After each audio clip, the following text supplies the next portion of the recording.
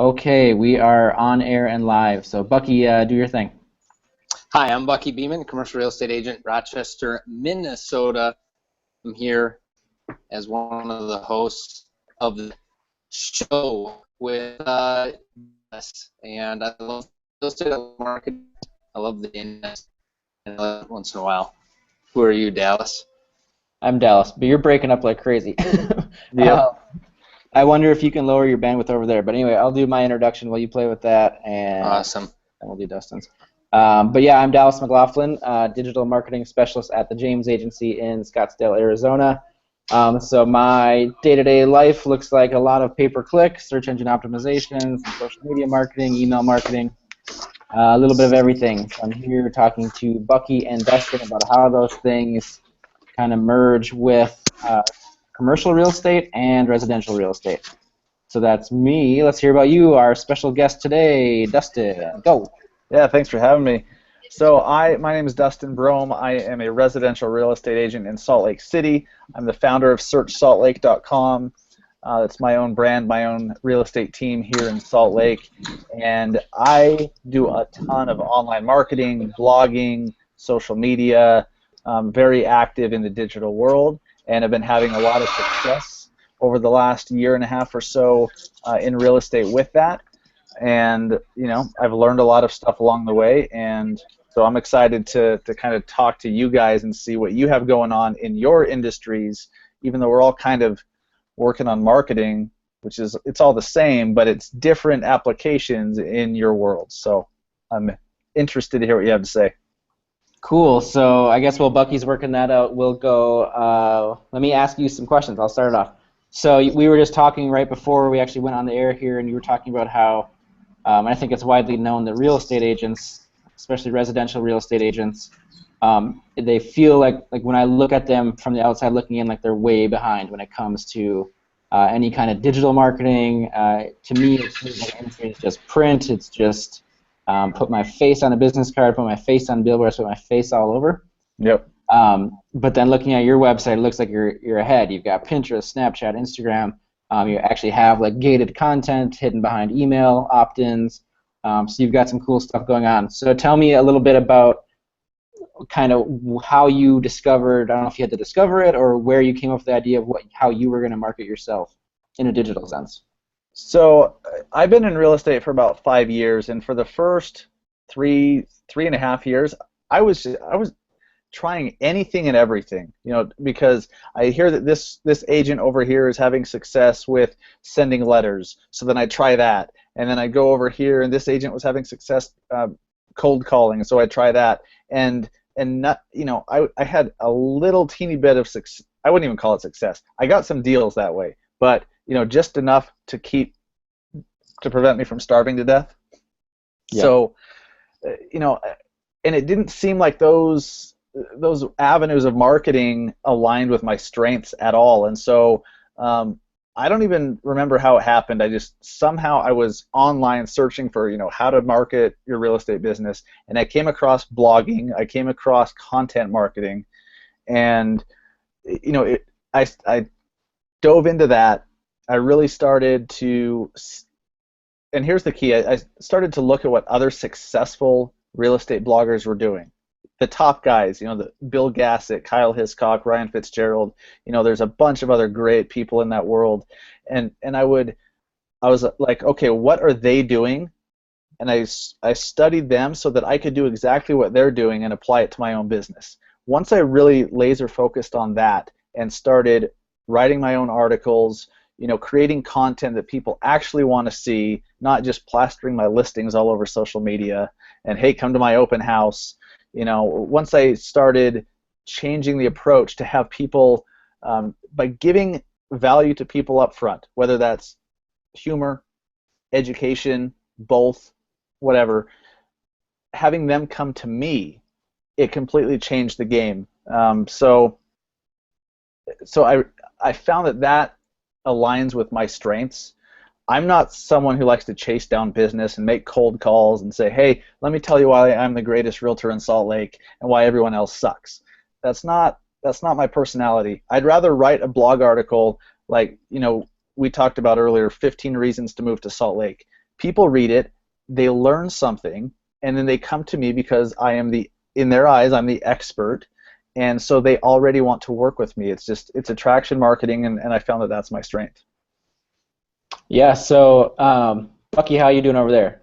I'm doing good. Can you hear me okay this time? Yeah, you're breaking up a little bit, but let me ask another question quick, 'cause I had something. So you look to me now when I look at what you've got going on, Dustin. It looks like you're touching on all angles. You're on a bunch of different platforms. You've got your website, which is home base. You're driving a lot of page views. I don't know what your traffic looks like. You're driving page views. It looks like you're capturing email opt-ins. You're doing all this stuff. But when you first started out, did you try to attack all fronts, or did you start small and kind of figure something out and then work out from there? So I narrowed it down to content marketing, but of course that's broad in and of itself. So I started with just writing articles, creating a blog, and learning that. From there, that's when I got into social media. I was always somewhat active on with a Facebook business page and stuff like that. But once you write a blog post, once you have some decent content, now you have to distribute it. And there's no better way to do that than social media. So that's where I really had to learn social media and become active on all those platforms. And because it helps me to distribute social media and drive traffic back to my website, which, like you said, is home base. So I started out wanting to just write blog articles because honestly, I thought that's all there was to it. I didn't know that, okay, once you have this great article, it could be the best article on the planet, that people read it and weep tears of joy, but if no one sees it, people need to see it. So you have to get it out there using social media, using Facebook ads, using Google AdWords or whatever. So I was forced to learn all that other stuff, and so now, yes, I'm active everywhere because it all kind of fits into that world and what I need to do. Cool. Bucky, what do you want to add to this? I think I'm going to turn off my video and see if my audio is better, so let me know. My question for you, Dustin, is recently I've seen you really just doubling down. And I imagine with doubling down adds a lot of responsibilities. How are you handling all these responsibilities, all the different platforms, all the different responses, all the different things you want to do, ideas? What are you doing to somehow add some organization to this game? So to be totally honest, it does not feel like I am handling it. I know that I am because I'm having success with it, and I feel like I do have a handle on it for the most part. But I still feel on a daily basis like there's not enough hours in the day, and so I'm one of these ADD guys that's just like I get this new idea, and I'll have to go over and put it on my to-do list, and so then I'll have a to-do list to go organize my old to-do list, and so I keep coming up with all this stuff to do, so I have to really use my calendar and use my schedule. My calendar and my schedule is everything, because if I can't stay on task and stay focused, I don't accomplish anything, and I'm all over the place because there's so many things you can do.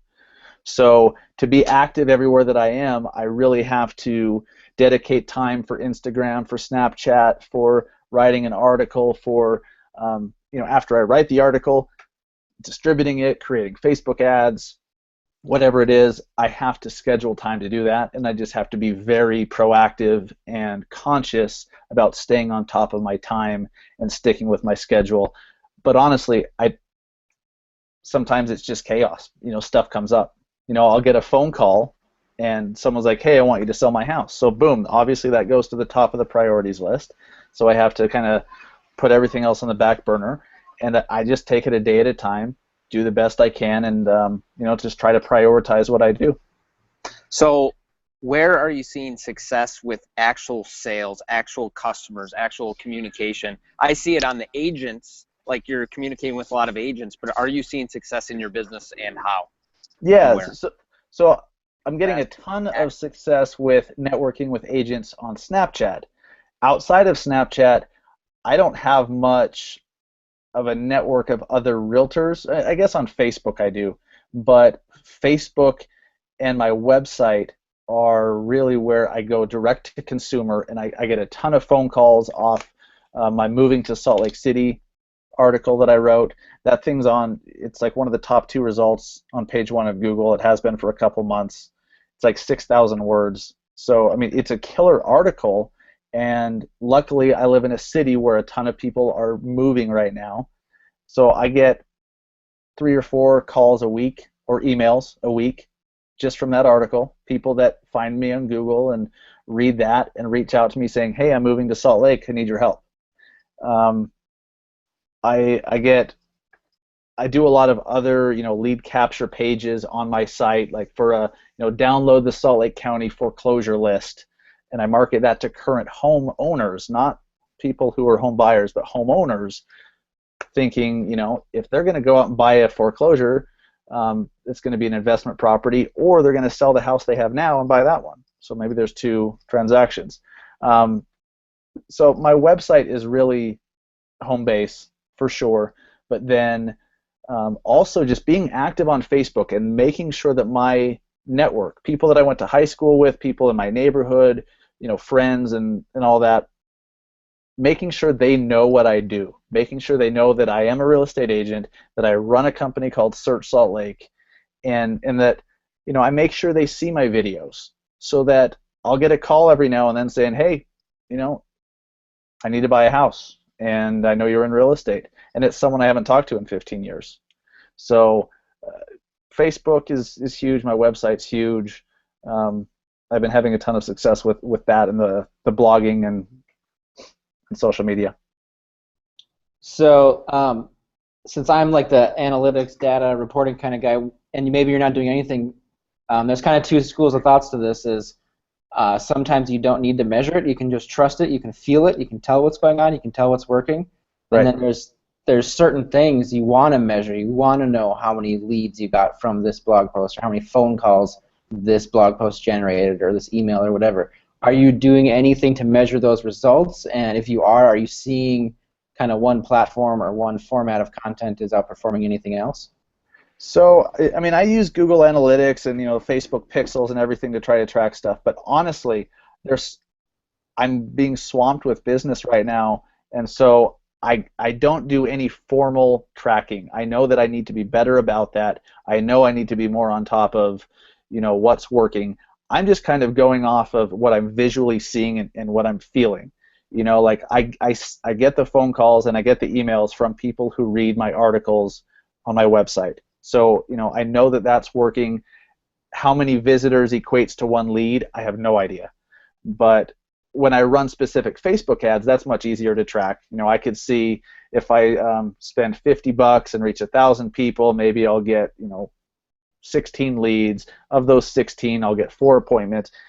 That's much easier. Those aren't actual numbers, by the way. I don't know, but they're ballpark.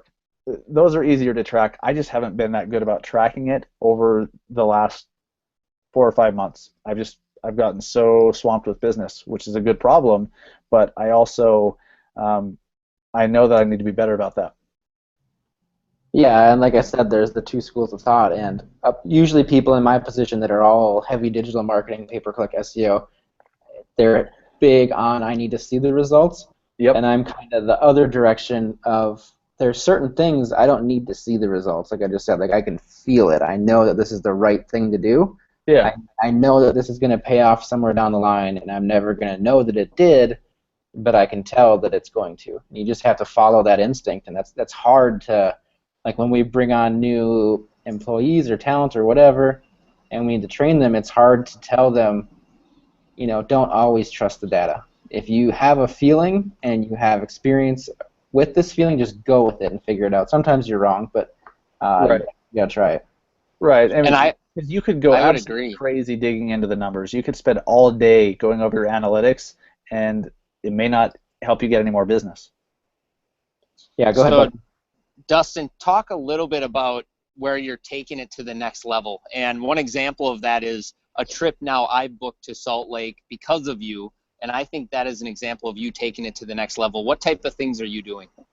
So that mastermind retreat that we have in Park City in October, Bucky, no one really knows about that yet. You kind of spilled the beans. No one really Oh, knows snap. outside of the group.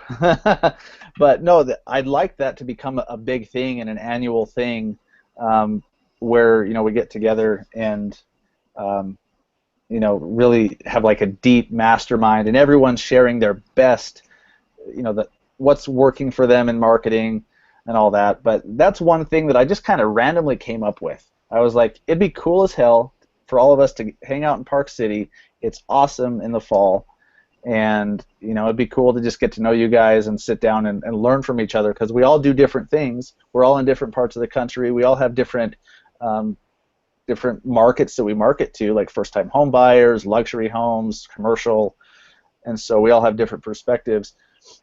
But I'm really going all in on Snapchat and now Instagram stories. Thanks, Instagram, for taking more time out of my day.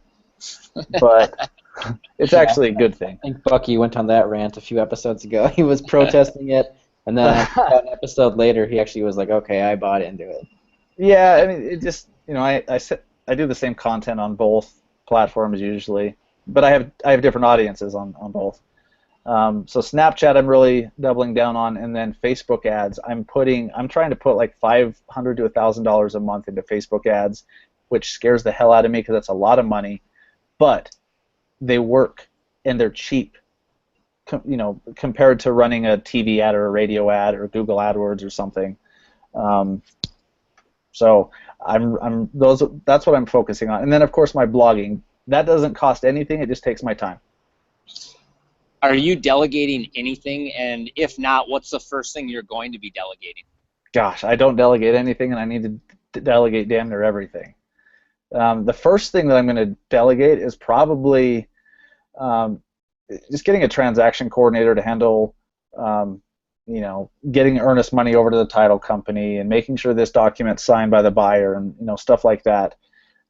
That's easy. I know I can do that, but I need to turn off my notifications. That's bugging me. I also need to kind of outsource some of the, actually getting in and creating the Facebook ad, like, writing all that stuff. I don't physically need to be doing that myself. I can train someone else to do that. And so then I can be out doing other things. I can be out in the community. I can be out filming videos.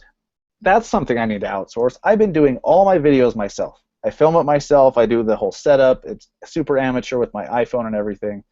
I need to hire a videographer to do that and do the editing, because the editing takes so much time. So I think we all can say video is extremely powerful, but yeah. The delegation of video is difficult, I think, in my market. Sorry about the background noise. Because it's expensive. Like, it's expensive to get a videographer. So what's some of the things you're finding in order to help solve that? One, you're doing it all yourself from your phone, and then now you've got somewhat of a fancy camera, I imagine. But like, how do you make that affordable? I don't know. I don't know either. And it's one of those things, Bucky, it's on my to-do list of things that I know I need to do. Like, I need to be on top of my analytics, but here's what I'm focused on. Number one, and I always knew this was important, but I heard Gary Vaynerchuk say it in a way that just spoke to me. With his company, all he focuses on is top-line revenue, how much money comes into the company. Because if you don't have enough money coming into the company, nothing else matters. So you've got to just have a massive amount of business coming into the company, because then you can hire people to do certain things and take care of certain things. So that's my number one priority, is just getting closings, getting transactions done. And so I haven't even looked into how much a videographer is going to be. I've been told that I could find a college student or someone who really wants to, they're just starting out, they want to build a portfolio, they're talented as hell, but they don't, they want to go out on their own, but they don't know how to do it. I know there's those people out there. I just need to meet them. So if you're in Salt Lake City and you want to link arms with a company that's up and coming to build your portfolio, find me. Hit me up. But yeah. I've been told that that's the way to do it, because if you just go and hire a professional videographer, that's very cost prohibitive, at least for me. in my little business. Yeah, I would jump in and say from an agency perspective, as the marketing agency who has to pitch clients how they're going to spend their marketing spend for the next 12 months or whatever it is hitting that point where now when we pitch a TV commercial and that dollar amount is in the 20s to 30,000s for a 30-second commercial, plus the ad placement, which is another 10 to 15 a month, clients are really quickly saying, why do I have that huge cost? Why can't I just get a bunch of 6-second videos or 15-second videos or pre-roll or whatever to just put all over Instagram of just something quick and funny? I don't need this huge, heavy TV commercial that's going to run on 12 o'clock news in front of something nobody's watching anyway. Right. So we're just seeing everybody push back. Where that used to be an easy sell, people would come to agencies, yep, I need a TV commercial. Now it's like, why? Like now you have to explain it, and it used to be inverse. Now I was selling digital, and everybody's like, why do I need to be on this computer thing? So we're seeing that pendulum finally swing back the other way, which is awesome for me. That is awesome. That's telling too of what's going on out there. Yeah, I mean, if I was 18 years old again today, I would be going for video. That's that's where everything's going. It's crazy. Sure. Yeah. So what else you got, Bucky? Anything? What else? Dustin, I cannot wait to meet you. I got a million questions. It's gonna be fun, man. Where are some of the places people watching this can reach out to you the easiest and actually get a response the quickest? Where would you say that is? I respond to everything. I make a huge effort to respond. Facebook Messenger, just message me through one of my business pages. Email me. I'd say that to get a hold of me the quickest, go through Facebook Messenger, through one of my business pages. Find me on Snapchat. Mention me on Twitter. Anywhere really. I mean, I get notifications that are just constantly going off. So, yeah. I mean, I love meeting new people and talking to new people and helping out however I can. So, yeah. I just go to my website, searchsaltlake.com. Look in the upper right corner of the header, and you have links to all my social channels. There's even a contact me. There's contact me buttons all over the website, so just do that. It's easy. So you can be reached. That's easy to say. I'm accessible for sure. And then if you were to talk to whether it's somebody that's in real estate or not in real estate, what would you recommend to them in order to just get on social? Like where to start, what to do, just go off on it, because I know you're passionate about it. So where does someone start? So is this someone who's not on social at all? Someone that's probably on social, because I think most people are, but they're just not. They're not utilizing it to the level that they could if they just figured out how. Okay. So chances are they're going to be on Facebook, and maybe they have a Twitter account they don't do anything with. That's most people, or maybe they're on Instagram. Here's what I would do. Really think about which platform is your favorite, and then think about why it's your favorite.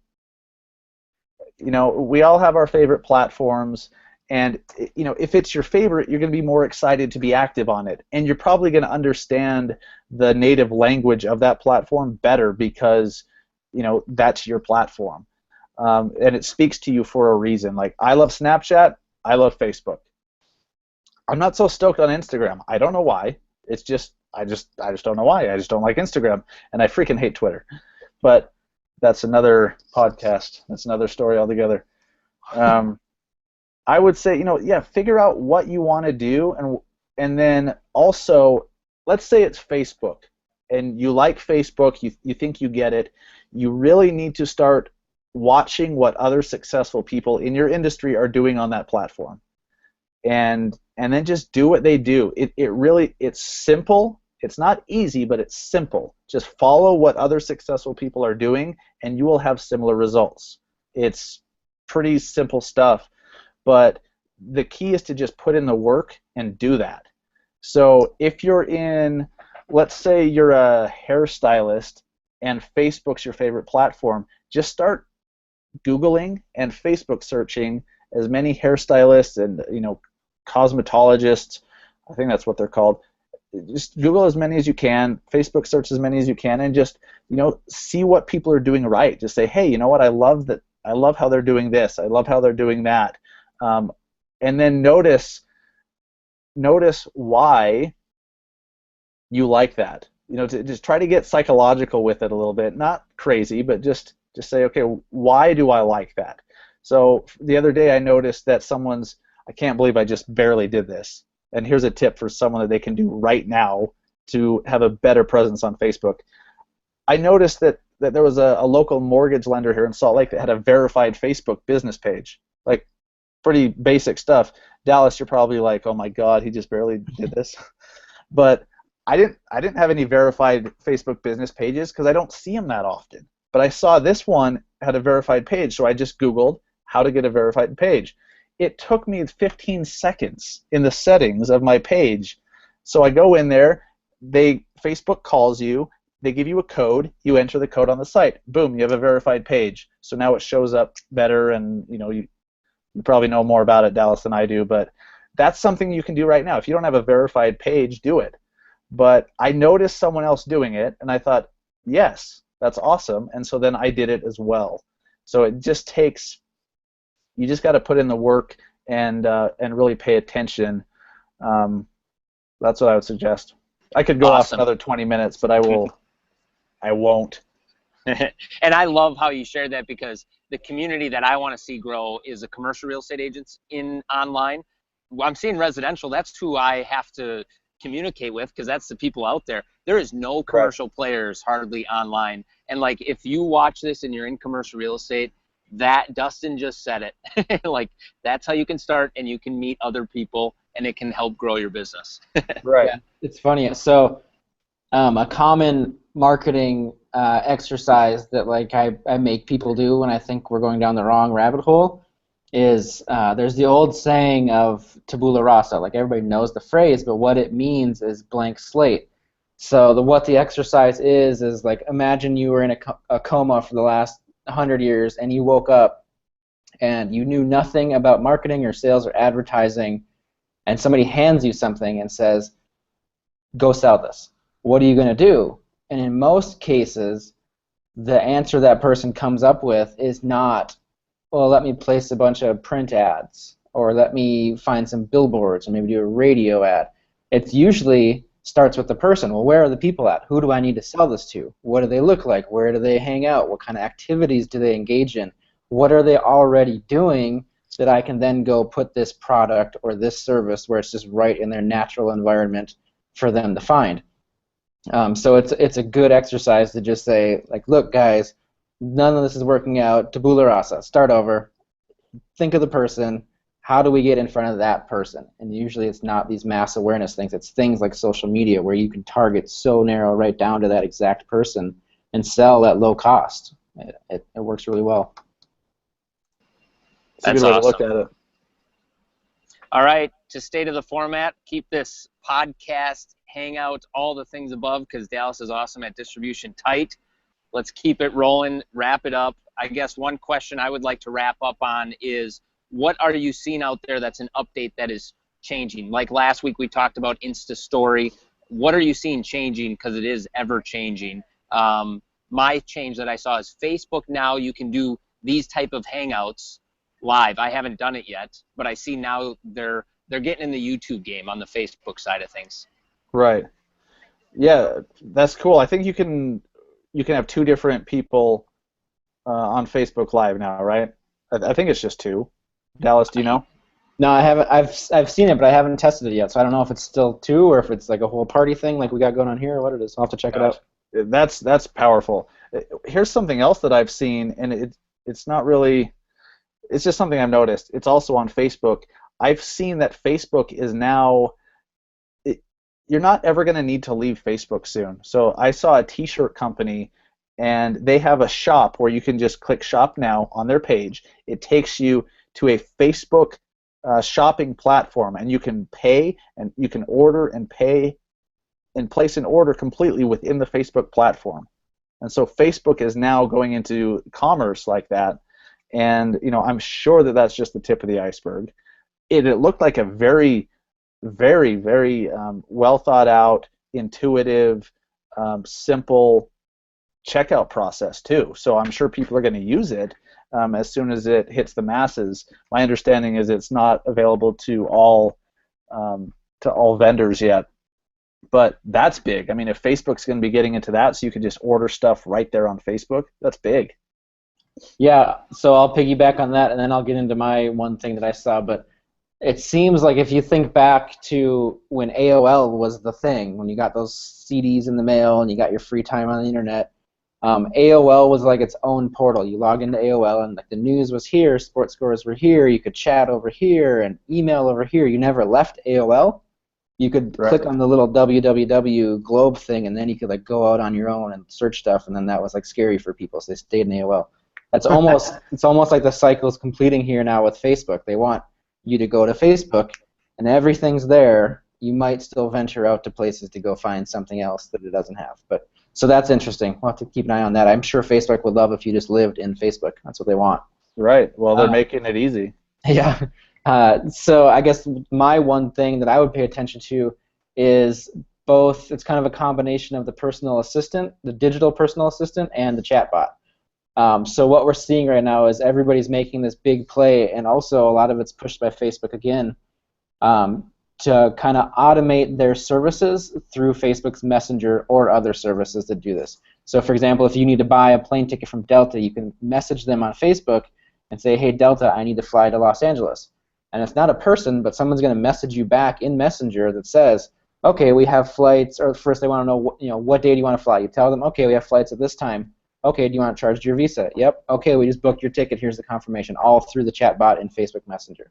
So you're not calling, you're not talking to anybody, you don't have to wait on hold, you just do it through the Facebook Messenger. I like that. I know you can order an Uber through the Facebook Messenger as well. Yep, and like I have Amazon's Echo at home, and same thing. I can just say, hey Alexa, call me an Uber, and she'll be like, okay, it'll be here in 5 minutes. And then she tells me when it's there, and I just walk outside. I don't ever touch my phone, don't touch a computer, don't do anything. What I'm getting at is your businesses need to start looking at how do you get on these personal assistants, because none of this relies on social media presence. It doesn't rely on websites or search engine or pay-per-click. You need to build towards the personal assistant so you can be first to market on these things. Wow. Yeah, there's awesome. a lot of opportunity there. All right, thank you guys, and fistbound. Yeah, cool. Dustin, post all your links and social and stuff down in the comments so everybody knows how to find you. And then this show, I think it goes up everywhere now. It's on Stitcher, iTunes, Google Play, TuneIn. Nice. That's not me. That's that guy. We're live worldwide, huh? Yeah, pretty much. But yeah, it downloads to everybody's iPhone that subscribes as soon as they're done. It's pretty cool. Figuring out the distribution. Thanks for being our guest.